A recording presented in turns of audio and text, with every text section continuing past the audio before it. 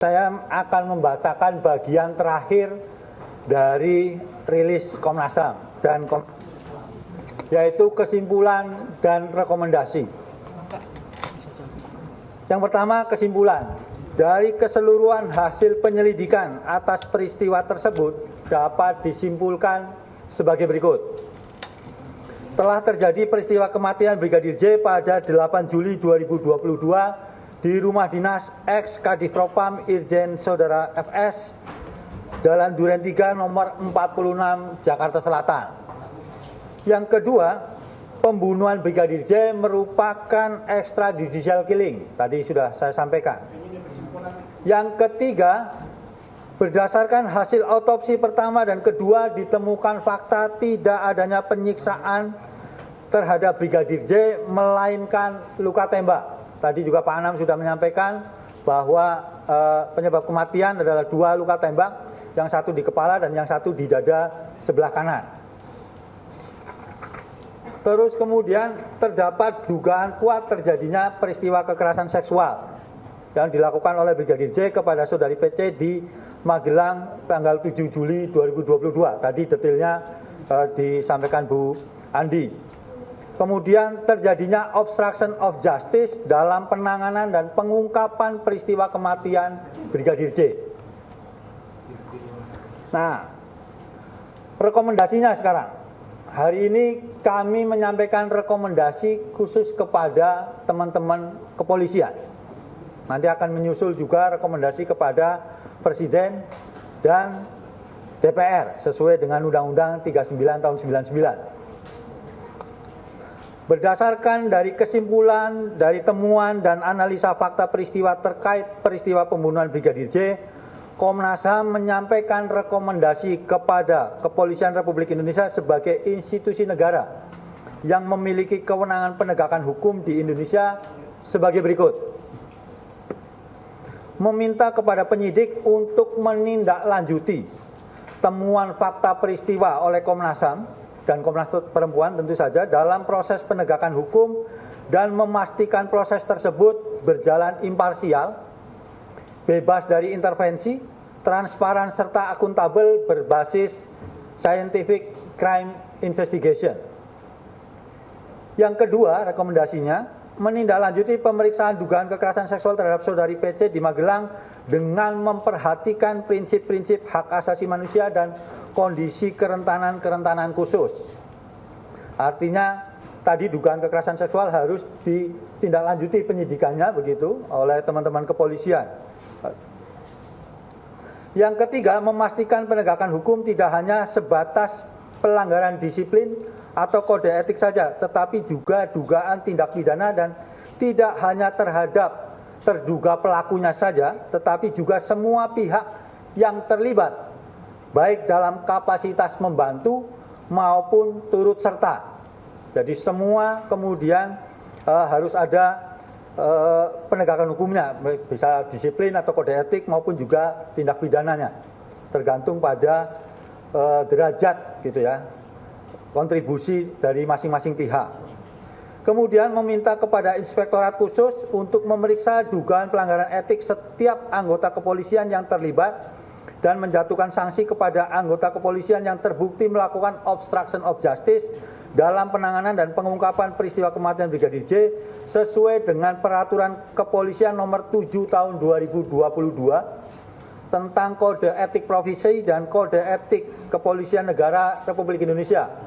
Informasinya sekarang itu ada sekitar 95 atau 97 anggota kepolisian yang sedang dalam pemeriksaan. Sudah dan sedang pemeriksaan. Jadi ini saya kira sejalan dengan apa yang direkomendasikan oleh Komnas. Tapi tentu saja kan masih berkembang gitu.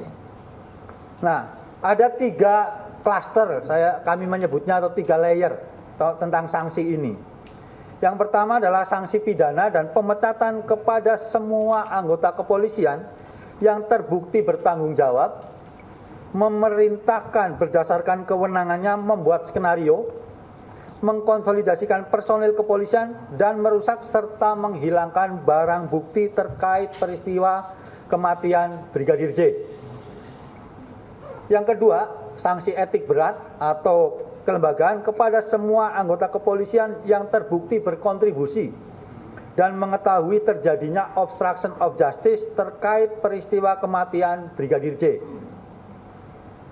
Yang ketiga, sanksi etik ringan atau kepribadian kepada semua anggota kepolisian yang menjalankan perintah atasan tanpa mengetahui adanya substansi peristiwa dan atau obstruction of justice.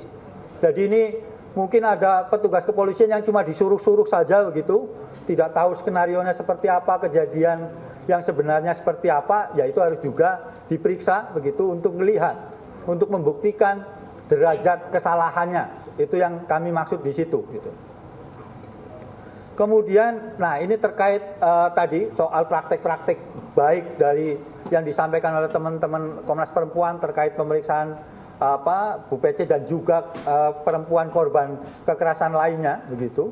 Ini ada rekomendasi yaitu menguatkan kelembagaan UPPA sebagai direktorat agar menjadi lebih independen dan profesional dalam penanganan pelaporan kasus kekerasan terhadap perempuan termasuk kekerasan seksual. Kemudian mengadopsi praktik baik dalam penanganan pelaporan kasus dugaan kekerasan seksual terhadap saudari PC pada kasus lain perempuan berhadapan dengan hukum. Ini dapat saya jelaskan begini. Jadi kan sekarang banyak berkembang kemudian opini bahwa seolah-olah Bu PC diistimewakan begitu dibandingkan dengan perempuan lainnya.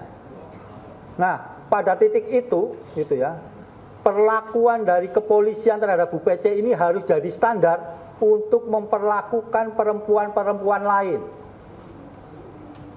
ke depannya. Jadi harus misalnya perempuan korban kekerasan harus kemudian didampingi oleh psikolog untuk menguatkan, memulihkan trauma sehingga kemudian bisa menceritakan. Jadi bukan kemudian seolah banyak perempuan kemudian ada yang di penjara terus tanpa pendampingan dan yang lain sebagainya. Ini justru kita harus mendorong supaya polisi bisa membangun standar yang baik terkait dengan penanganan perempuan korban kekerasan. Yang berikutnya, meminta kepada Kapolri sebagai pemegang kekuasaan tertinggi Kepolisian Negara Republik Indonesia melakukan evaluasi menyeluruh terhadap mekanisme penanganan perkara hukum yang melibatkan pejabat utama kepolisian serta membangun standar pelibatan lembaga pengawas eksternal kepolisian. Jadi harus ada standar ketika ada pejabat-pejabat utama kepolisian yang mungkin terkena kasus hukum, meskipun kita semua tentu saja tidak mengharapkan ada peristiwa yang sama atau peristiwa lain kemudian terjadi dan itu membutuhkan pelibatan lembaga eksternal, harus ada standarnya kira-kira. Seperti apa koordinasinya, kemudian mekanisme kerjasamanya, pelibatannya, dan yang lain sebagainya. Tanpa harus mengintervensi proses hukum yang ada di teman-teman kepolisian.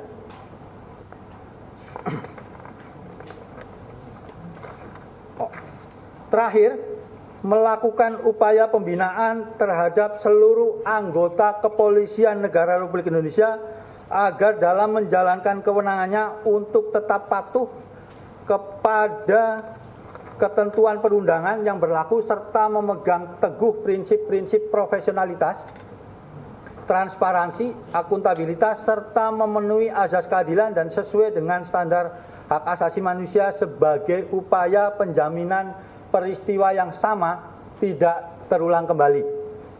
Jadi harus ada upaya pembinaan secara menyeluruh supaya peristiwa yang sama itu tidak terulang kembali.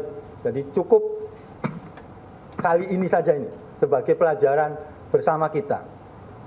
Demikian siaran pers laporan tim pemantauan dan penyelidikan peristiwa kematian Brigadir J di kediaman ex-Kadif Propam Polri dibuat sebagai salah satu bentuk pertanggungjawaban pelaksanaan kewenangan pemantauan dan penyelidikan Komnas HAM Republik Indonesia sebagaimana diatur dalam pasal 89 ayat 3 Undang-Undang Nomor 39 Tahun 99 tentang hak asasi manusia atas kasus kematian Brigadir J.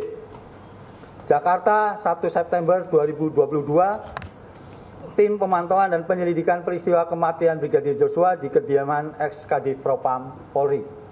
Saya kira itu kawan-kawan sudah panjang lebar kami sampaikan prosesnya, temuannya, analisa, kesimpulan, dan rekomendasi.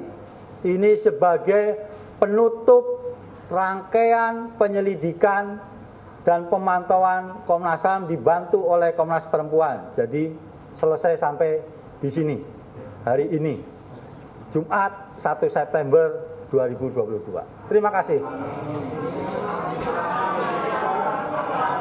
Oh, Kamis ya? Oh ya, Kamis.